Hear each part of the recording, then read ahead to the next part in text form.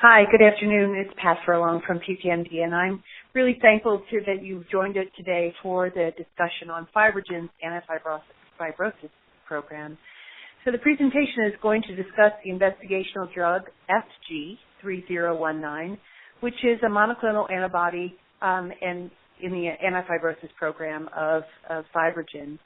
Today, Eva Carrier is going to be discussing this with us. She is the director of their clinical program and has wide experience in hematology, oncology, and transplant medicine in the U.S. She graduated from medical school in Poland and has a great deal of experience, 30 years. She trained at Stanford and UCSF and was a faculty professor at UCSD from 1998 until 2010. She trained in neurology and has a special interest in Duchenne, and today we welcome her to discuss FibroGen's program with us. So, Eva, I'm going to turn it over to you. Thank you, Pat, for this kind introduction. Good morning and good afternoon, and thank you for attending this program. Today I will discuss the clinical trial of the new investigational product, FG3019, that is used in non-ambulatory subjects, patients with Duchenne muscular dystrophy. As Pat mentioned, I'm Executive Director of Clinical Development at FibroGen. And before I go forward and discuss the rationale for using this drug in Duchenne, I would like to just give you a few words of explanation on FibroGen. FibroGen is a publicly traded company, is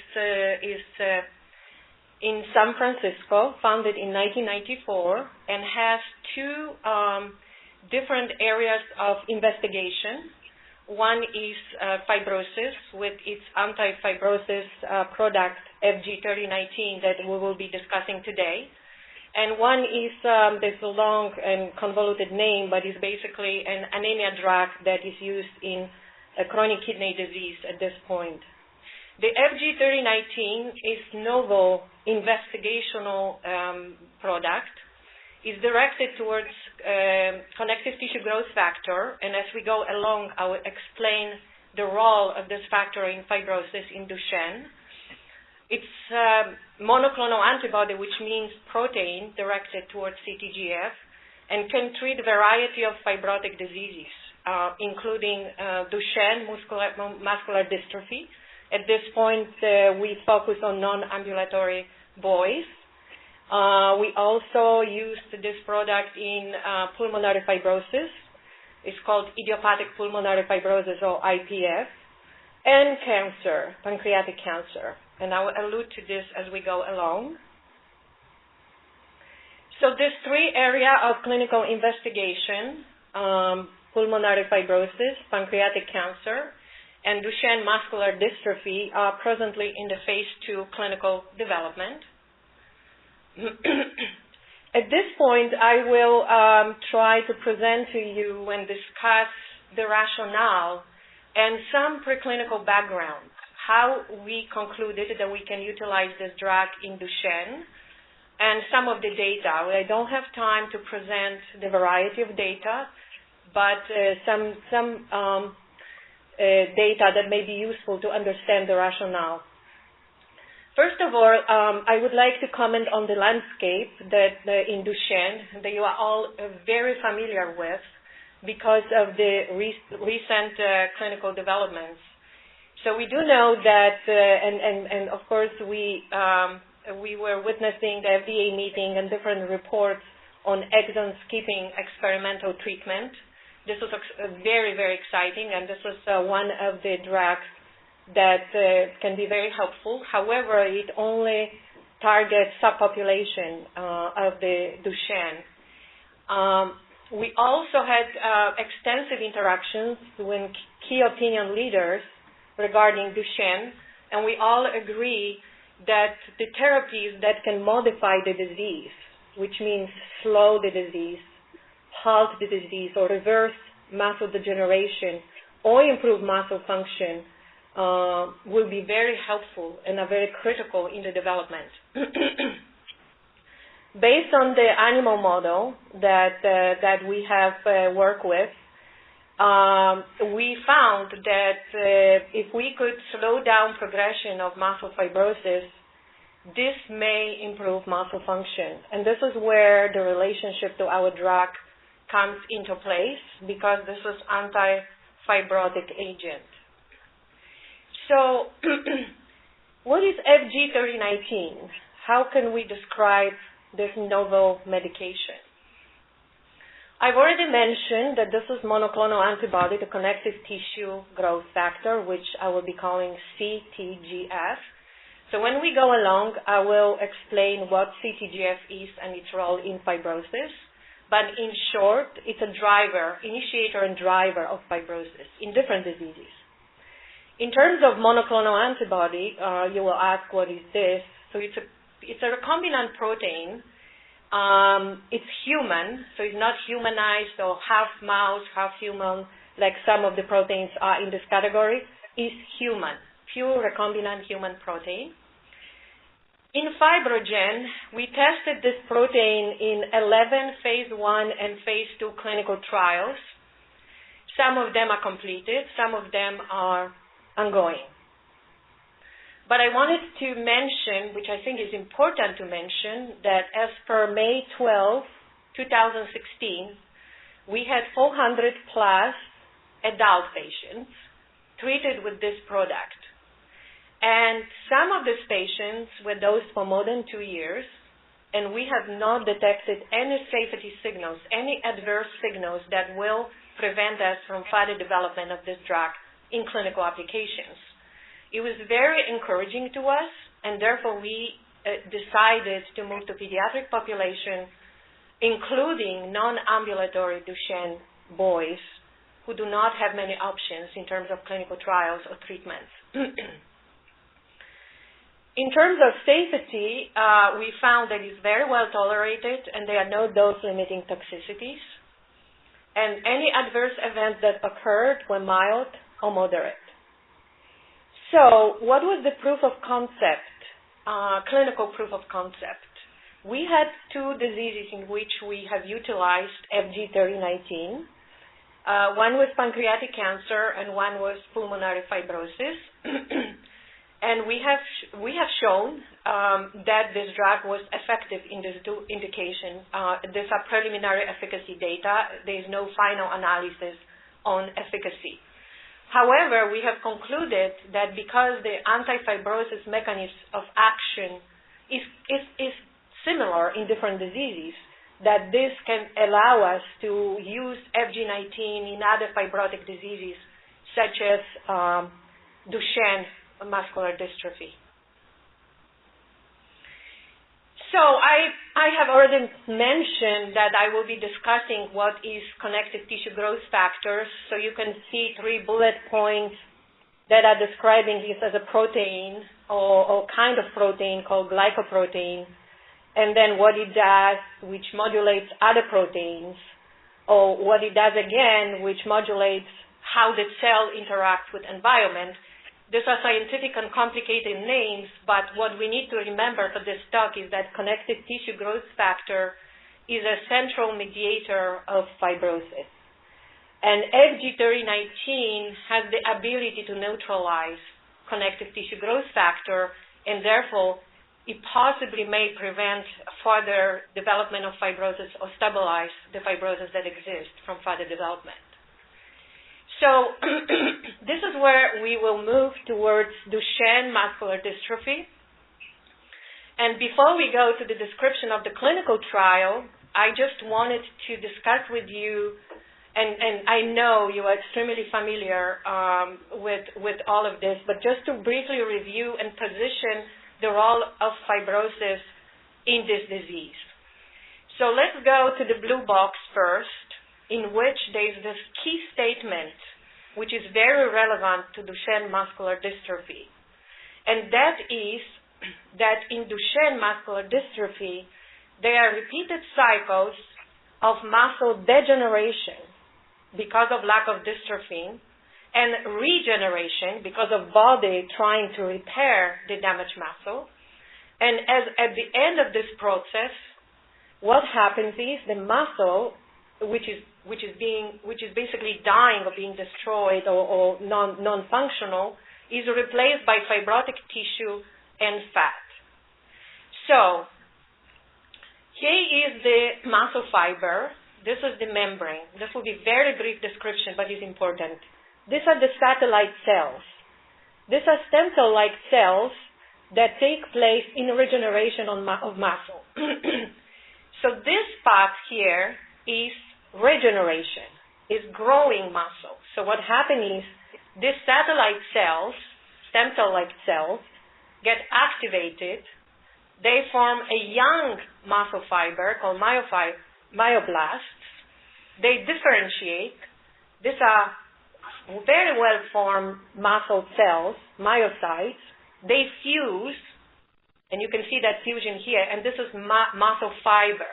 This is what happens when the boys grow and they do not have Duchenne or other problems. However, when there is a Duchenne, this process does not progress like this. What happens is, because of lack of dystrophy environment, which is inflammation, and this persistent exposure to inflammation causes transformation of those young muscle cells. These are transformed cells called myofibroblasts, and they cause fibrosis. This blue patch is a fibrosis in the muscle fiber. If there is too much of the fibrosis and also fat, the muscle cannot function.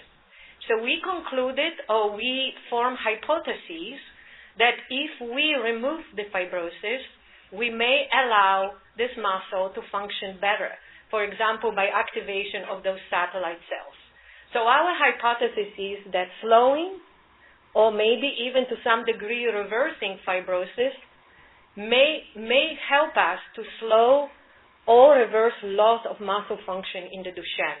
And this is basically our hypothesis with which we work and apply FG-3019 in non-ambulatory boys with Duchenne muscular dystrophy. There is another human experiment I will walk you through very slowly. This is the normal human muscle. It's a transverse cut, and you can see nice membranes and fibers. And this is the patient with Duchenne, and you can see that this red color is much stronger, and this is collagen accumulation, which you can see here. This is the normal patient. This is the collagen accumulation in black. And here, in the same patient, the CTGF that we discussed that drives fibrosis is on a very low level in the normal human, but is on quite high level in patient with Duchenne muscular dystrophy. And this was published in 2014. So for details, you can look up this publication. So again, to summarize what I just described, the CTGF is associated, the elevated CTGF is associated with fibrosis in many diseases and organs, including Duchenne. That it was noted that CTGF is elevated in Duchenne and animal models of the disease, and it was also observed that elevation of CTGF can induce dystrophic phenotype. Dystrophic phenotype means dysfunctional muscle or dying muscle in Duchenne in normal animals. We did have an experiment in the MDX mouse model of Duchenne where we gave to the mouse FG-3019, and we saw that the tissue damage slowed down, that there was improved muscle function, and then this mice exercised better. They ran on the treadmill and they ran better. So the muscle function was improved. Of course, one cannot derive directly the animal data to human, but it gives us preclinical proof of concept to move to clinical trials. And this study was also published, and we can provide publication upon request. So summarizing all of this, our hypothesis is that inhibition of fibrosis in Duchenne with FG-3019 may, and this is being studied, so we don't know, but we are studying to see if the muscle function is improved and if there will be slowing down of the disease progression in Duchenne boys. So the goal of this trial is to estimate the FG19 preliminary efficacy and also safety in non-ambulatory patients with Duchenne muscular dystrophy. After giving some scientific and proof of concept introduction, I will just go to some of the details of the protocol. And after we review the protocol, we will have a question and answer session where we can answer all questions that may arise. So we have already discussed the title. It's an open label, single arm study of up to 22 non-ambulatory boys aged 12 years and older, is currently enrolling, and each patient receives FG3019 by IV infusion every 2 weeks for up to 2 years. The main objective of this study is to estimate preliminary efficacy, safety, and tolerability, and also assess pharmacokinetics and pharmacodynamics of FG3019 in non-ambulatory boys with Duchenne muscular dystrophy, which are 12 years and older. So I will discuss efficacy endpoints, and the main efficacy endpoint in this study is change in pulmonary function, which you are doing, I believe, once a year when you come to the clinic. That's forced vital capacity, maximum inspiratory flow, maximum expiratory pressure, peak expiratory flow, and peak cough flow.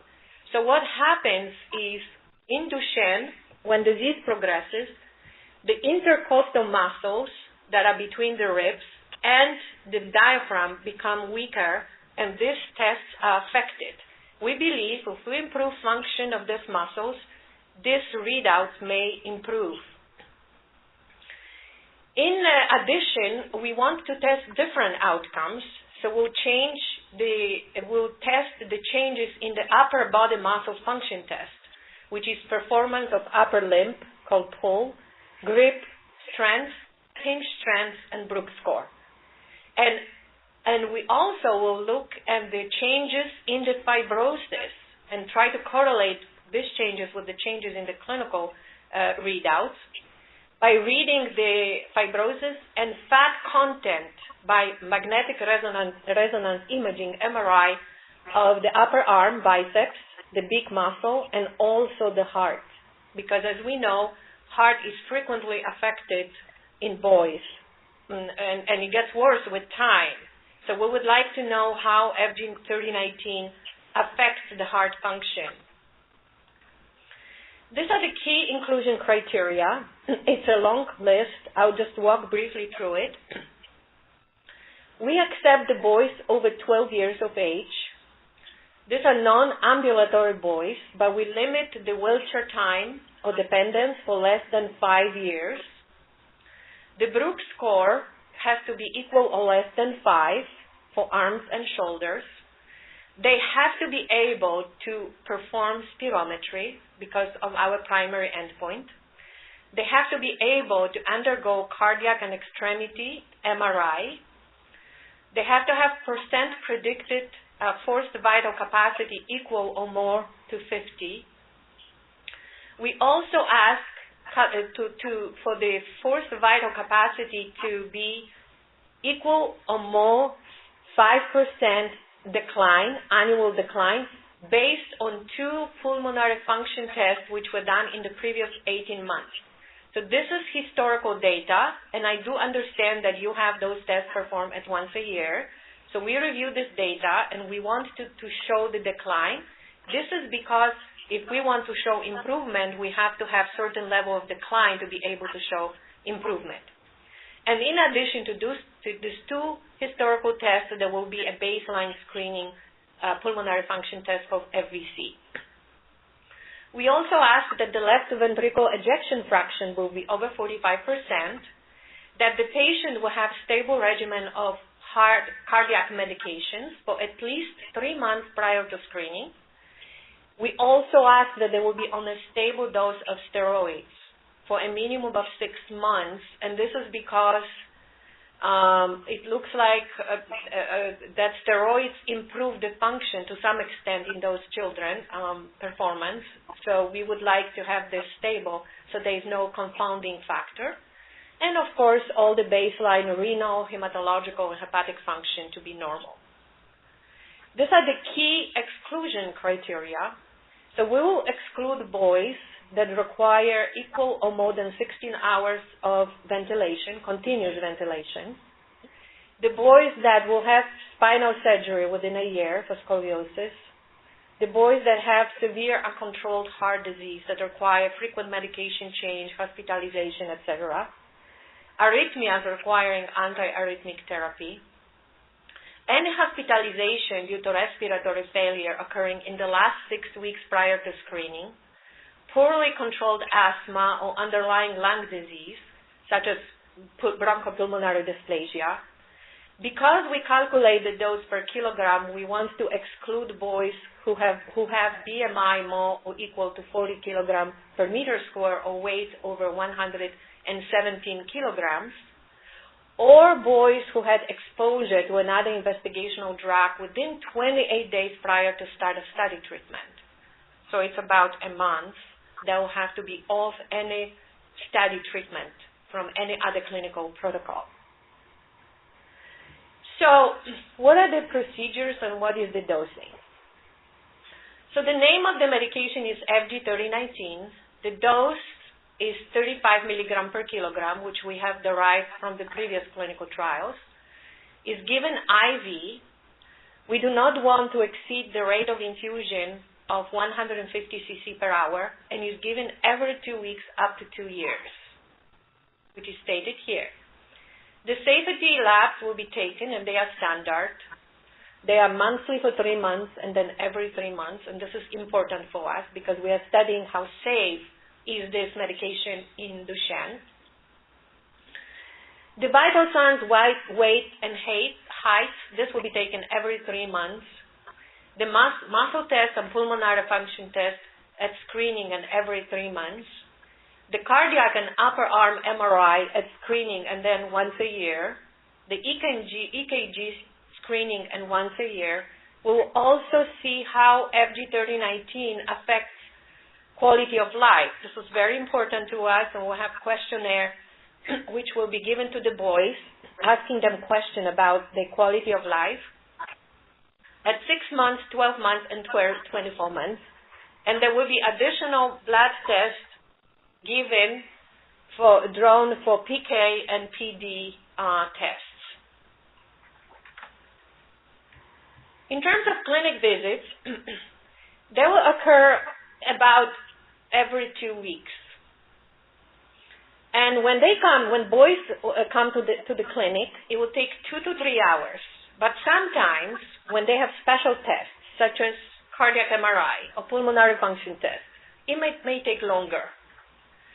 And then we also have a program that will help families, if they need to travel far away to the center, to be reimbursed, and this can be discussed on case-by-case basis. I would like to also give you an information on the participating centers at this time, and we continue to recruit centers.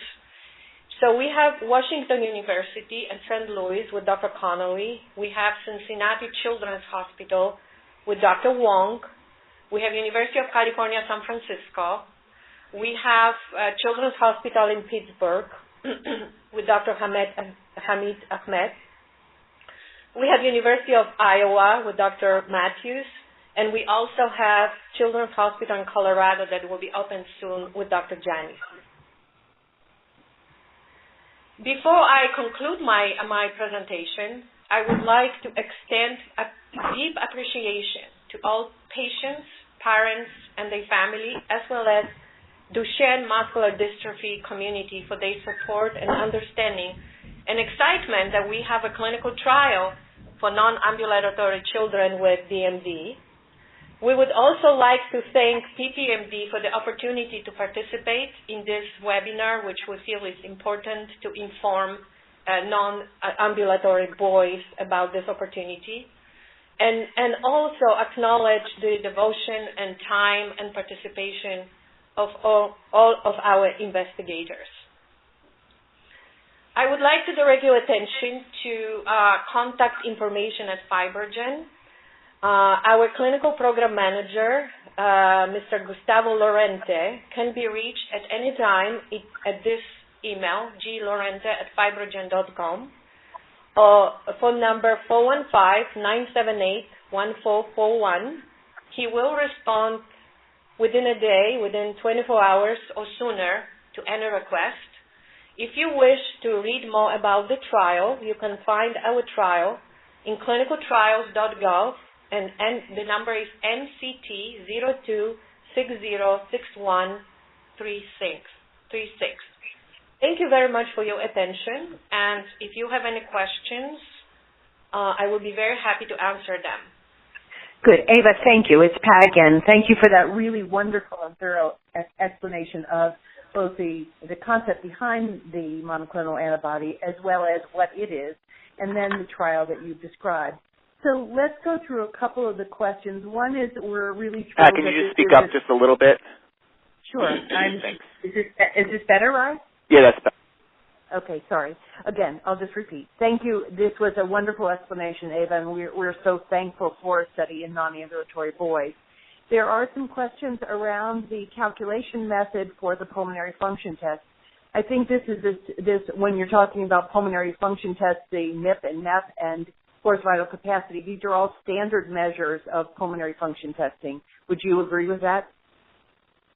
Yes, these are all standard measures of pulmonary function tests that I understand from my discussions with principal investigators are performed at least once a year in many centers. Right, thank you. And this is not mutation specific, so that's really terrific. One of the questions on cardiac and muscle MRI, these are at baseline and then at the end of 1 year. Is that correct? This is correct, yes. Okay. And Ava, so with these young men having been 5 years in the chair as well, few of these young men are participating in a different trial, and I think you're familiar with the Capricorn trial where they're receiving stem cells to the heart.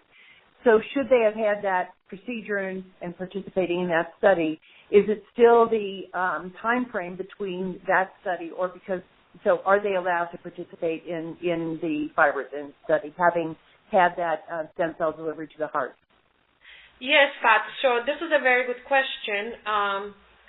And we basically will allow patients who participated in this trial to participate in our trial if the stem cells on the study medication was received 28 days prior to enrollment in our trial.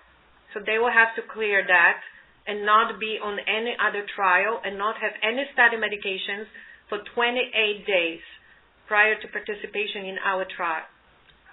Great, thank you. And another question, Ava, is you attended the advisory committee meeting last month in Washington, D.C. on eteplirsen.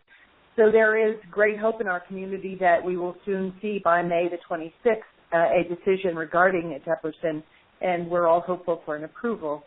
So our question is, so if there are young men participating in that then in the study or go on the approved product, would they be able to join the FibroGen trial? As you know, we all believe in combination therapies, so this seems to the community a very great opportunity that a subset of boys might have the opportunity to combine therapies.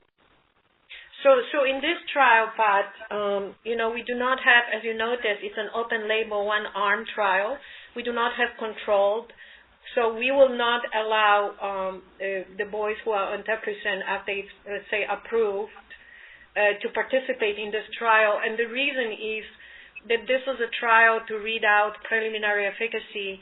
And if the patient is on eteplirsen and our drug, we will not have any comparator arm to conclude if the efficacy is actually related to eteplirsen or our drug. And this is important to us to understand.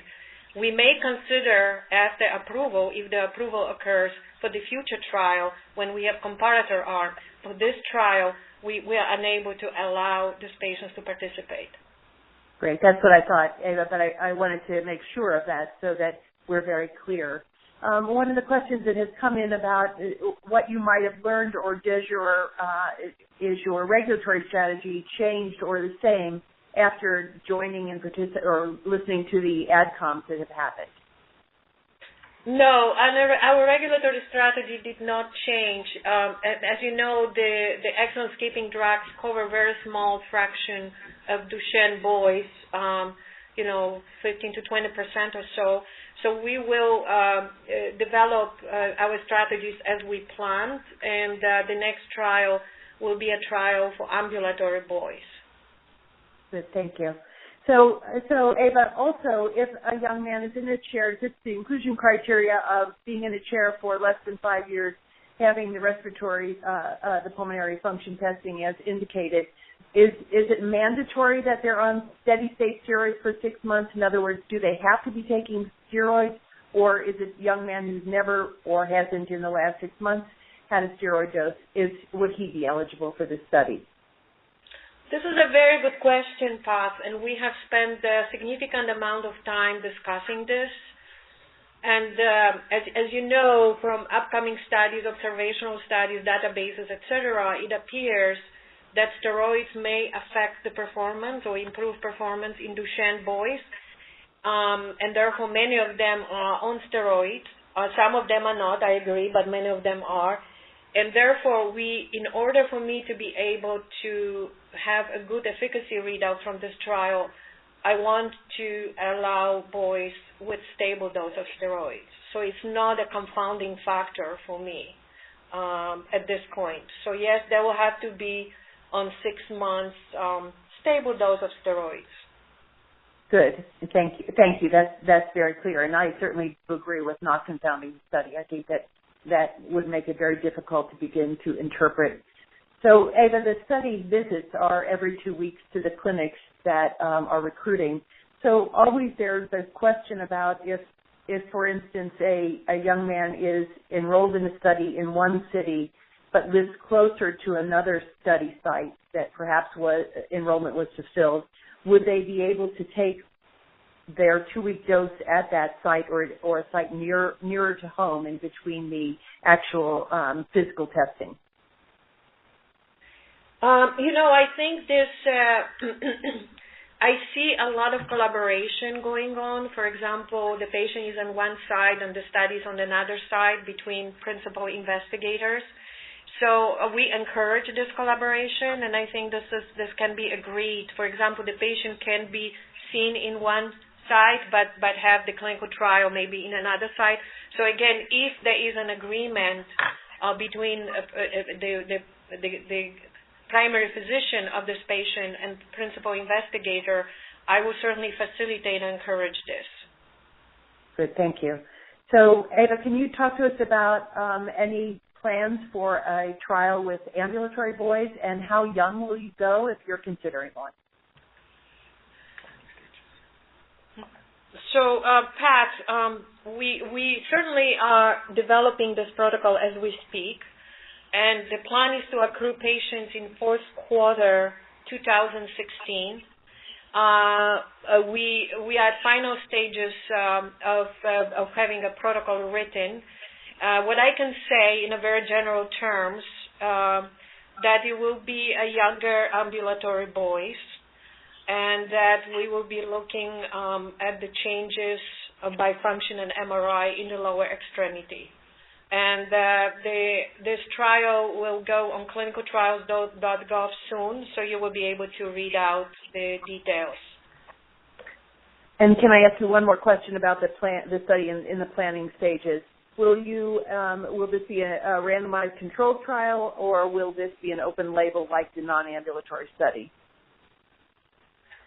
It will be a randomized trial path because, as you know, from the eteplirsen learning and other learnings, the historical control may not be as a good control. There are many confounding factors, and therefore I did insisted that this is a controlled trial. In the case of non-ambulatory, because you may actually ask why is open label non-controlled. Mm-hmm. It's I can use each boy as his own control because there will be certain level of decline in pulmonary function that will be expected, and then I can superimpose this on what happens after they take FG3019, and then define if there is stabilization or improvement. So I was able to do that, but however, for ambulatory boys, I certainly will have a control arm. It will be 2-to-1 randomization. Okay, thank you. No, I certainly understand it and understand from our learning, both in the advisory committee and prior to that with other studies, that randomized control studies are really a requirement by the FDA, at least in most instances, and that your non-ambulatory study then, the findings there will contribute to and support the effect on the ambulatory boy study. So one of the other questions I'm just going to answer right away, because one question has come in that if you're taking FibroGen's VBP15 or the catabasis study, CAT 1004, are you allowed to participate in the study? You would not be allowed to participate in the study because those in VBP15 and CAT 10004 are their own clinical studies, so you can't participate in two clinical studies at the same time. So I think, Ava, you'll agree with that well. I agree with that, Pat, and that is because we will not be able to understand to which drug the effect is related. And therefore, it's very clear that the patient may decide to go of one study, clear 28 days, and go on our study if that's what patient decides. That will be perfectly fine with me, but it cannot be on two studies. Right. So, and on the ambulatory study that you're planning and hopefully begin to recruit for in fourth quarter, fourth quarter, how many will you be recruiting? Are you allowed to say, and how big is that? That's going to be considered a phase 3 study, or how are you looking at in terms of your the regulatory process? Pat, this is still being discussed, how big will be the patient population sample at this stage, and as well as the strategies for the site recruitment. So I don't have too many details at this point, but they will be forthcoming shortly. Okay, thanks, Ava. So what about, Ava, if a child's in the non-ambulatory study and as they progress, a decision is made to include or increase their cardiac meds. So as an example, if a child starts out in the study, stable steroid dose, fits all the inclusion criteria on an ACE inhibitor, what if the physician in their regular visit decides that they would like to add an ARB, a Clarinone or similar? Would that be reason to stop the study, or would you accept an increase in the cardiac meds? Pat, this is a very good question, and obviously from the design of the study, you could understand that I would like to see how FG3019 impacts on the progression of fibrosis in the heart, which potentially could improve cardiac function. So what I will require at the screening is that the cardiac meds or condition are stable within 3 months prior to screening. However, when the patient is enrolled and something occurred because there is progression of cardiac disease, there will be a discussion between the providing cardiologist, principal investigator, and myself, and we will decide on case-by-case basis. But I don't want to say that if there is a change during the study in adjustment of the cardiac medication, that at this point I will stop participation. It will be a discussion based because I do anticipate that there may be a progression. Just at screening, I ask that there is stabilization. Great. And possibly they could go off some cardiac meds or have improvement. We don't know which way, but this patient will not be excluded. Great. Yes, thank you. Yeah, that's very helpful. I think then one of the other questions that's always on families' minds, because trials take a lot of time and energy and actually investment, just psychologically and financially, and as you know, in every way, to make these every 2-week visits and to participate in such a trial. So as this trial completes, will these children, or these young men, I should say, be offered an extension study? So as you begin then your ambulatory study, will these young guys in the trial, the non-ambulatory folks, will that study continue with an extension study so these children are on the drug, should things be pointing in the right direction until an approval occurs? This is, again, a very good question. So we need to remember that we will offer this medication for up to 2 years, every 2 weeks. So it's a pretty extensive period of time. And the reason is that we don't really know how long it takes. You know, it's a complicated process to restore muscle function. So it's up to 2 years. In terms of extension study, at this point, we don't know, and we are in discussion regarding this matter. Okay. But this would be a discussion you're having as you see things hopefully point in the right direction and you see things improving, that you would consider an extension study until that ambulatory study is finished and final regulatory. Absolutely. Great. Good. Thank you so much. Ava, I think that's all of our questions that have come in. I think you've covered this. Your presentation was so thorough and so terrific that I think we're very clear on this study. It looks incredibly exciting. I think targeting the non-ambulatory young guys is really, really important because, as you know, many studies are focused on ambulatory patients, and not only does that diminish the ability to participate, but it certainly would worry me as a mom that it gave me a message that when you've lost ambulation, there might be few options in terms of trials.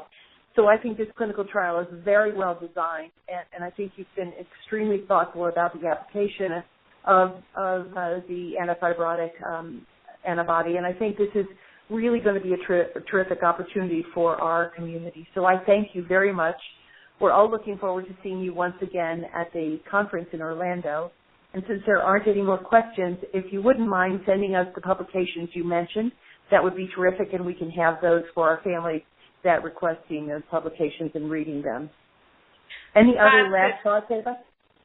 Sure. Thank you so much for moderating this meeting. We are very happy that we can offer FG-3019 to non-ambulatory boys with Duchenne, because we are very much aware of the limiting options that they have. Yes, I will be attending meeting in Orlando, a PPMD meeting, and I'll be happy to talk to all the families who are there. And we can provide any publications that I have mentioned on preclinical or clinical studies to you, and then you can distribute them to parents on a short notice. So let us know, and I will send the publication that I mentioned.